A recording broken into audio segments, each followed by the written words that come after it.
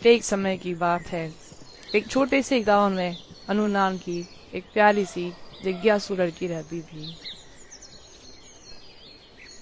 वह रोज जंगल के पास खेला करती थी, लेकिन गांव वालों ने उसे हमेशा जंगल के पुराने हिस्से में जाने की चेतावनी दी थी।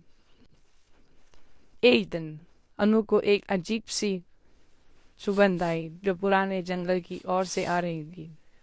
उसकी जिज्ञासा बढ़ गई। उसने सोचा शायद वह कुछ खास है, और बिना किसी को बताए वह उस दिशा में चल पड़ी। जंगल का वह हिस्सा बहुत घना और शांत। चलते चलते उसे एक विशाल पुराना पेड़ दिखाई दिया।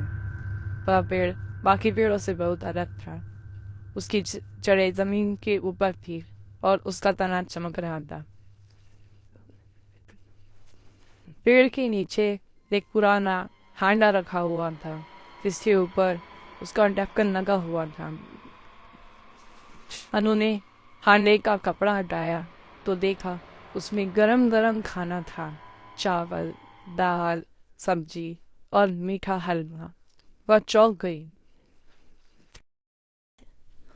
तब अनु बोली, इस सुनसान जंगल में ताज़ा खाना, जरूर कोई जादू है। तभी पेड़ की जड़ें हिलने लगी और धीमी आवाज आई। तुमने मेरी हांडी छुई है, अब तुम्हें मेरी परीक्षा देनी होगी। अनु डर गई, लेकिन बोली, मैं माफी चाहती हूँ। मुझे नहीं पता था कि ये आपकी चीज है।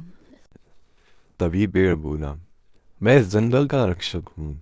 जो भी भूखा सच्चे दिल से आता है उसे मैं खाना देता हूँ, लेकिन अगर कोई लालच में आता है तो मैं उसे सबक सिखाता हूँ। तुम मुझे सच्ची लगती हो, लेकिन एक सवाल का जवाब दो। तुम खाने की क्या सबसे बड़ी कीमत लगाती हो? अनु ने थोड़ी देर सोचा और कहा, किसी का पेट भर जाए, किसी की भूख मिट जाए, उससे बड़ी कोई कीमत नहीं। खाना बांटना सबसे बड़ी सेवा है। पेड़ खुश हुआ। उसकी चमक और तेज हो गई। फिर उसने कहा, तुमने सही जवाब दिया। अब यह हांडी तुम्हारी है, लेकिन याद रखो, यह हांडी सिर्फ तब खाना देगी जब तुम किसी जरूरतमंद को खिलाओगी। अनु बहुत खुश हुई। वह हांडी लेकर गांव लौटी और रोज उसने खाना बनाकर भूखों को खिलाने लगी। गांव में कोई भूखा नहीं रहता था।